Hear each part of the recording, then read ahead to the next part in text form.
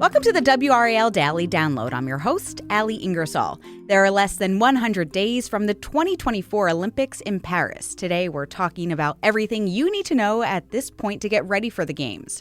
WRAL's Liz McLaughlin is heading there, and we'll talk to her in just a little bit. But first, starting with WRAL sports journalist Louis Fernandez. Thanks so much for being here today with me, Louis. I really appreciate it.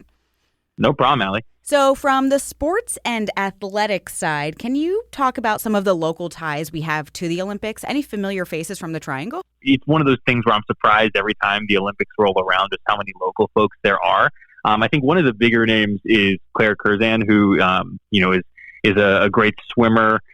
She went to high school at Cardinal Gibbons, went to Stanford, transferred to Virginia, and so she's someone who has that kind of history as well. She was part of the Olympic team in Tokyo at a very young age.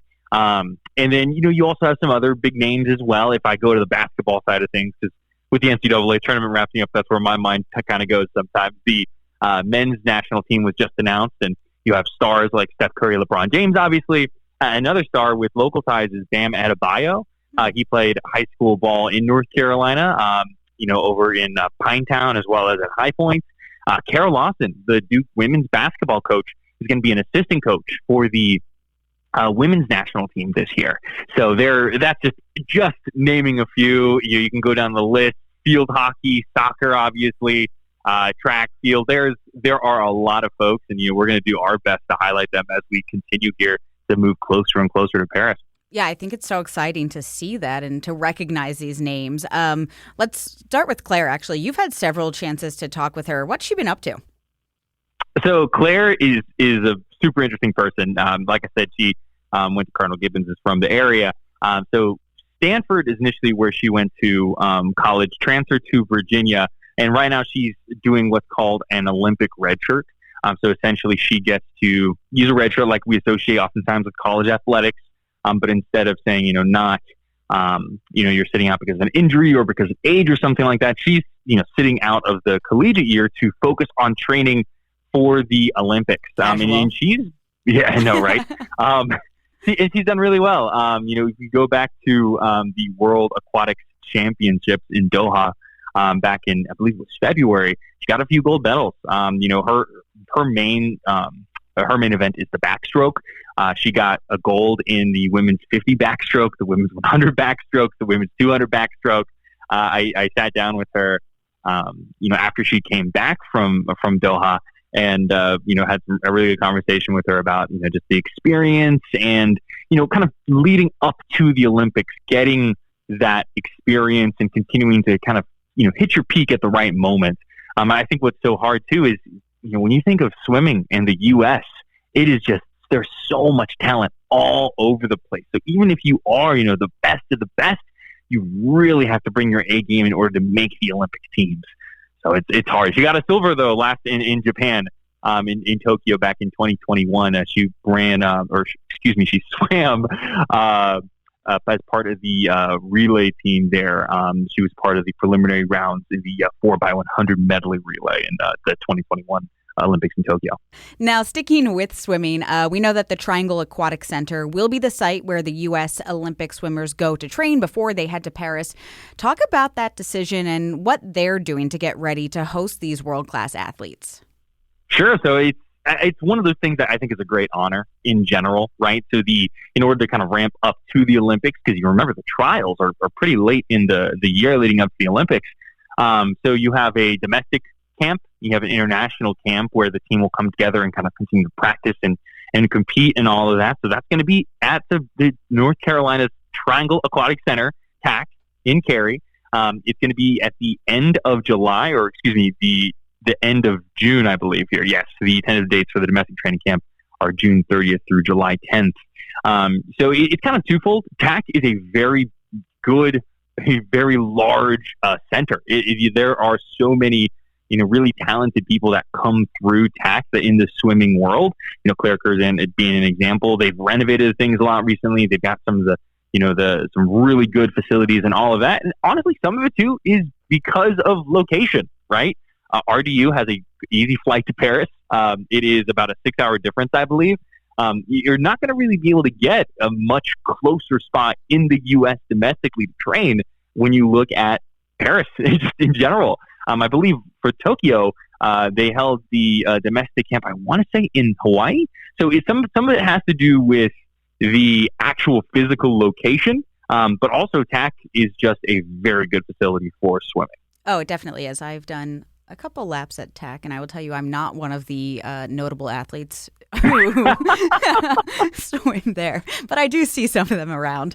I've done several stories about running in the Triangle. There were so many people from North Carolina who were represented at the Olympic trials for the marathon this year. So I'm really excited to see track and field. I'm excited to see the marathon. That's one of the few sports where the athletes are locked in for selection already because the training block is just so long to get ready to run a marathon. Fiona O'Keefe, who won the Olympic trials, she has some local ties as well, as we know. So, Lewis, talk to me about her. So she's 25, originally from California, ran at Stanford and New Mexico. So the Puma Elite team trains here, part of the reason why she's based in the Triangle. So you'll see her oftentimes running along the American Tobacco Trail. So that's, I think, pretty fascinating. She ran a 2:22:10, which set the women's Olympic trials marathon record and became the youngest winner ever. So 2 hours, 22 minutes, 10 seconds. Wow. O'Keefe hung in the lead pack for the entire race, broke around mile 19. Pretty healthy lead. She's looked really strong. She wasn't in the conversation because it was her first marathon. No one knew what to expect for her. So the fact that she's able to do this, she's the first female to win the Olympic trials during her marathon debut. It's one of those things where I think that there's so much kind of like she's young, she's kind of breaking a lot of these records, she's kind of setting this super interesting precedent. So it's going to be fascinating to watch her compete. Definitely. And as we said, they run here. So a lot of people who do run, they probably will recognize her when they see her, which is really cool. Yeah. And as we mentioned, that's really one of the only sports where they have selected their athletes. A lot of trials coming up, that means, and you can watch them on NBC or on Peacock. So what do we know about some of the other trials? When can we expect to see them? So it's just like this constant rotation. Every couple of weekends, you're going to see these opportunities. Like there's the Olympic wrestling trials are coming up this weekend at State College in Pennsylvania. You've got a lot that kind of come through. Like going down the list, you got like the triathlon selection events in May. Some are based around events within leagues. So, for example, the U.S. Open in Pinehurst is the last event for men's golf qualifying. That's June 13th through 16th, which you can also watch on NBC. Little plug there. The big ones that we always think of when it comes to Olympics are the swimming trials. That one is going to be June 15th through 23rd, and it's in Indianapolis. So really for these, the diving trials, by the way, also are in Knoxville, Tennessee. That's from June 16th to June 23rd. So really, it seems like there's a little bit of a lull, at least from a viewer perspective. But then once you get into the summer, it is just a constant go, go, go. You look at these schedules for these Olympians or potential Olympians, and it's just pretty amazing, honestly, what they do for a couple of months, in that 4-year cycle. It's wild. Yeah, and it's great for us if you love the competitive nature of it. So this is a question I'm super excited to ask you. What is your favorite event? So I was thinking about this, and I didn't want to give a super basic answer, but I think I'm going to have to. I love basketball. I really do. And from the men's side of things, especially, I think there's always so much drama and intrigue around the international game. The Dream Team, the Redeem Team, things like that. I have been lucky enough to cover an Olympics. I was in Rio in 2016, and I got to cover the men's team. And the way the game of basketball has grown internationally, I think it's so fascinating. Having some of those local connections, you think of North Carolina and the big ties that can go there with basketball in general, but also having Kara Lawson being an assistant coach for the women's team. Basketball is always kind of like that one true love for me. But there are so many events. That's what I love about the Olympics is just you can turn on, you see what's going on, and you're just getting this completely unique sporting experience every time you watch. Well, definitely. Looking forward to seeing your coverage over the next less than 100 days. Thanks so much, Lewis, for talking with us. We'll be back after this break.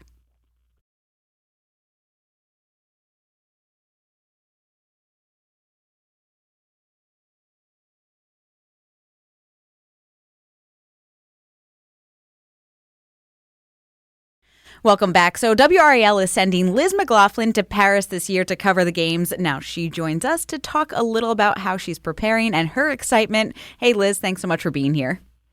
Thanks for having me. So how are you feeling about going to Paris? It sounds like such a tough assignment. I mean, honestly, it sounds easy breezy because it is fun, but it actually is really hard. It takes a lot of, you really don't sleep, and it's very grueling, but of course, a marathon that I'm happy to run. So just excitement, being thrilled just doesn't even begin to do this emotion justice. I'm just counting down the seconds. Covering the Olympics is really something that I've dreamt about ever since I first started that path to becoming a journalist. And so to be able to cover my third now is really just incredible. There's just nothing like that energy and the excitement of seeing athletes in this moment that they've been preparing their whole life for, with the world watching. So last Summer Games, we tallied it up, and I think it was something like 1,200 live shots throughout the course of the game. That is wild. So how are you preparing for that? Well, trying to sleep, get that in the bank, since I won't be doing that there. So just mentally preparing. Also, I'll be talking to stations all over the country, so it kind of feels like studying for exams or something. They'll want to know about athletes from their area, so representing NBC and WRAL, so just trying to stay up to date. Even learning more from Lewis about some of our local athletes is great. The Olympic flames ablaze. There'll be, I think, more than 10,000 athletes and just a huge crowd. 9 of the 10 million tickets have been sold, so a lot of people will be there. I think that'll be part of covering it, just the kind of energy of the area. And actually, just recently, 250,000 tickets just went on sale to mark 100 days out. So maybe you guys can snag one. Come hang out. When you're there, will you get a chance to see Paris at all, or not really, because of how busy you'll be covering all of these live shots for not only us, as you mentioned, but also for NBC stations across the country? It'll be probably like 16, 18-hour days during the games, because not just the live shots kind of back-to-back overnight. I'll be trying to go to some events, do interviews. So really it'll be Olympics focused, but it is right in Paris. So, I'll have to eat and things like that. But I am planning to stay afterwards, catch up on sleep, and just see a little bit of the country too. And I'm sure no matter where you are in Paris, you can probably see the Eiffel Tower from someplace.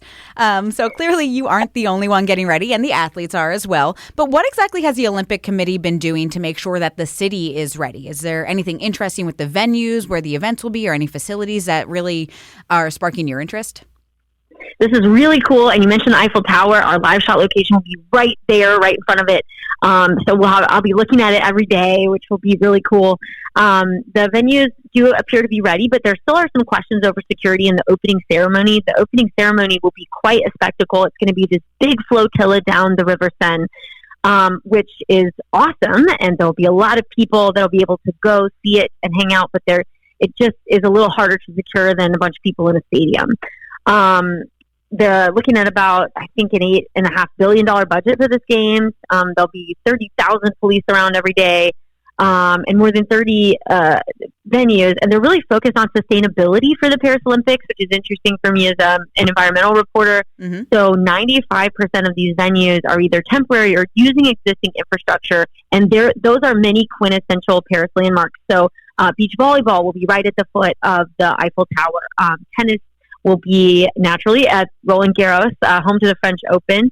And surfers, though, will be like 10,000 miles away in Tahiti, which I thought was kind of interesting. The athletes will sleep on a cruise ship docked at the islands. It's French Polynesian. And the world famous Versailles Palace, where Marie Antoinette held her lavish banquets. The equestrian and modern pentathlon events will be held there. Let's see, track and field will be at the Stade de France, it's the national stadium there. And I think the only new constructed permanent site inside Paris will host badminton and rhythmic gymnastics. So really not building a lot of sites that are going to then be abandoned, which we've seen, in some other Olympic games. And it kind of sparked a global conversation about, the kind of waste or just monetary resources required to host the game. They're trying to be sustainable, which is fairly new, as we said. But what else is new for this year? So one sport making its debut in Paris is breaking, also known as breakdancing. So it's really cool. There's 2 U.S. Athletes that have already qualified. Sunny Choi, she's 34 years old from Queens. She started breakdancing in college. And Victor Montalvo, they call him like B-Girl Sunny, B-Boy Victor.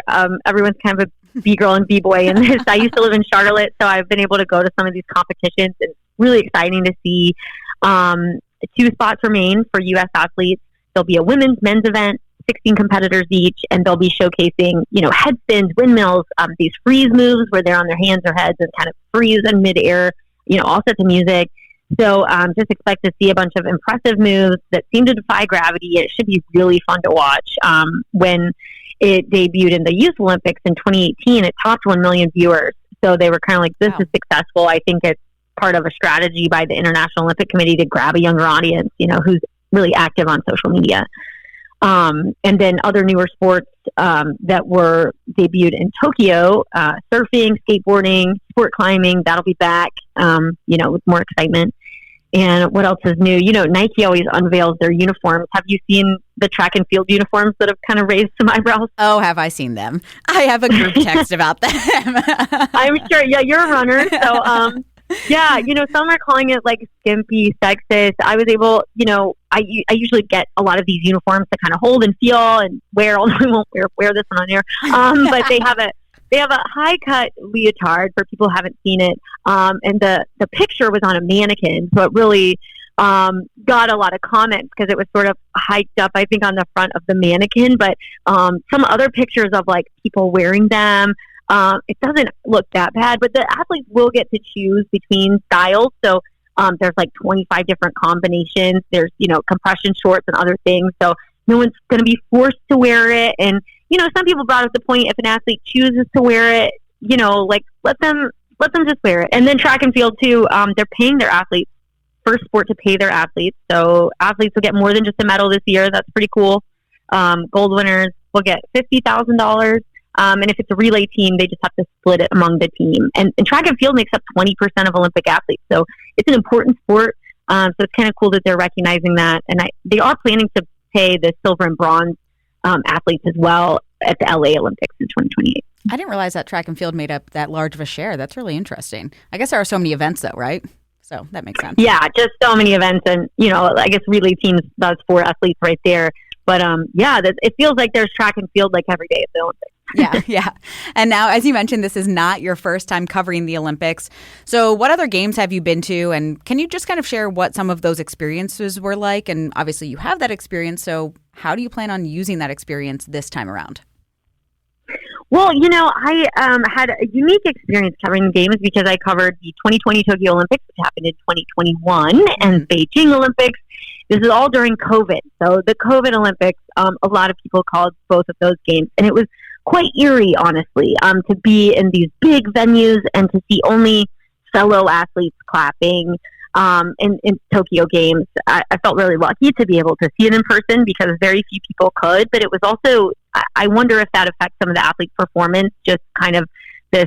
And there's a lot of anxiety, right? Not only are you nervous about your performance as an athlete, but you're nervous about testing positive for COVID, not being able to compete. So that affected our access to, especially for previewing events. After the events, it was great. We could still talk to them and interact somewhat. But, we're in this bubble. It's just weird. When I flew into Beijing for those Olympics, it was an empty airport and people, walking up to us in hazmat suits. It just felt like a science fiction novel. Wow. So I'm really excited to be able to see an actual crowd and just have that kind of energy of the Olympics, experience that for the first time. And one other story that really took over the news cycle in the last games was Simone Biles. You might remember she kind of stunned millions of people around the world by failing to execute that vault routine and landing awkwardly. Pulled out of the team final, the individual all-around final, and kind of sparked that conversation about mental health and the pressure of sports. She got what she called the twisties, when you kind of lose spatial awareness midair and can't judge when and where to land. So it's, considered kind of dangerous. But she has hinted that her goal is to compete again this summer. And so, maybe we'll see her have a big comeback this time. Although I don't know if you can call it a comeback. She's like one of the most decorated athletes in history. But, it might be another gold, way to rack up gold for her. And she's going to compete in May next month in Connecticut. So we'll see if she's headed to Paris. Yeah, I love watching gymnastics. I think it's so fun to watch, and I'm just like, wow, that's amazing. I'm all in all of everything that they can do. What is your favorite event? Oh, this is a tough one. I love the summer games because there's just so many sports and they're so different. I think if I had to pick one, I'd say skateboarding. Okay. It's a relatively new sport. It made a huge debut in Tokyo. It's high energy, excited to see the youthful vibe of it all. Mimochi Nishia from Japan on Women's Street. She's just 13 years old last time. So, and all my friends skated growing up. So I've logged many hours and injuries at skate parks and got kicked out of banks and things like that for trying to jump their stairs, So it's just cool to see that. And there's the street competition, which is kind of emulating that urban environment, like stairs, ledges, rails, and then parks with big bowls, verts. You'll see like aerial maneuvers there. I just think it's really exciting to watch. And there were nail biters last year that really got down to final runs on the gold. I think we'll see that again. The U.S. skaters haven't qualified yet, but I'm watching Dagger Eaton and Corey Juno for favorites from the USA. So yeah, I'm really excited to see that. It's interesting because I know a couple of professional skateboarders and just people in the community. And last time I kind of said, aren't you guys so excited about it being in the Olympics? But it's sort of a counterculture sport. So they kind of think, oh, it's going mainstream. So there's some resistance there, but I still love it. More recognition for it as a real sport because it just takes so much technical skill to be able to do. So I don't know, to them and just for all the events, I'm excited to see it and bonne chance. Good luck. And we're excited for you to be there. Thanks so much for joining me, Liz, to talk about this. I really appreciate it. Also, thanks to Lewis for joining us today as well. And thank you for listening to the WRAL Daily Download. If you listen to this podcast on WRAL.com or the WRAL News app, you can also find it in Apple Podcasts, Spotify, or anywhere you listen to podcasts. Follow the show so you don't miss an episode. Thanks for listening.